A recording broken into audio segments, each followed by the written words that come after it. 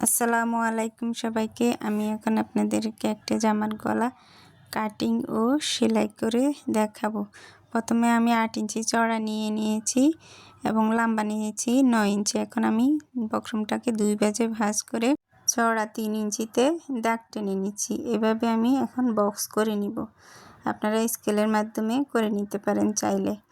এখন আমি চওড়া 1 ইঞ্চিতে দাগ দিলাম নিচ থেকে, তারপর লম্বা 2 ইঞ্চিতে দাগ দিয়ে দাগটা টেনে নিলাম। তারপর 2 ইঞ্চি থেকে আবার 1 ইঞ্চি পাশে দাগ দিলাম, তারপর আবার উপরে 1 ইঞ্চিতে দাগ দিয়ে নিলাম। আপনারা একটু ভালোভাবে খেয়াল করলে বুঝতে পারবেন। এখন আমি দাগ অনুযায়ী কাটিংটা করে নিচ্ছি।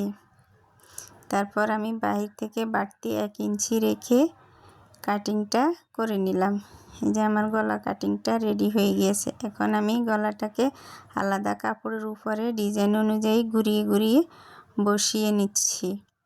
তারপর আমি বাড়তি কাপড়গুলোকে 1/2 ইঞ্চি বাহির এবং ভিতরে রেখে কাটিংটা করে নেব। 1/2 ইঞ্চি কাপড় আমি বাহির থেকেও বাড়তি রাখবো এবং ভিতর থেকেও রাখবো। রেখে তারপরে আমি যে ডিজাইন অনুযায়ী ঘুরিয়ে ঘুরিয়ে কাটিংটা করে নিচ্ছি। তারপর আমি বাহিরের সাইডটা সেলাই করে নিব। এভাবে কাপড়টাকে ভাঁজ করে বক্রমের উপরে রেখে তারপরে আমি উপরে সেলাই দিয়ে নেব। আপনাদের কাছে আমার গলার কাটিংটা কেমন লাগলো কমেন্টের মাধ্যমে জানাবেন। আর আমার গলার ডিজাইনটা যদি আপনাদের ভালো লেগে থাকে লাইক, কমেন্ট, শেয়ার এবং ফলো করে দিবেন। এখন আমি আবায়ের গলাটাকে 2 ভাঁজ করে 3 ইঞ্চিতে একটা চাকান কেটে নিচ্ছি।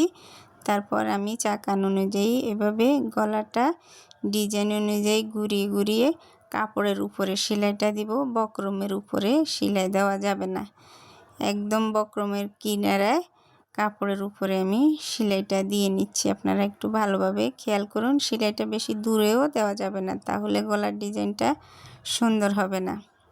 আমি মাঝ বরাবর রেখে তারপর সেলাইটা করে নিচ্ছি। এভাবে এখন আমি ভিতরের বাড়তি কাপড়গুলো কাটিং করে নিচ্ছি। তারপর আমি ডিজাইনগুলো অনুযায়ী চাকান কেটে তারপর বক্রমটাকে আমি ভিতরের সাইডে নিয়ে সোজা সাইডে চাপ সেলাই দিয়ে নিচ্ছি।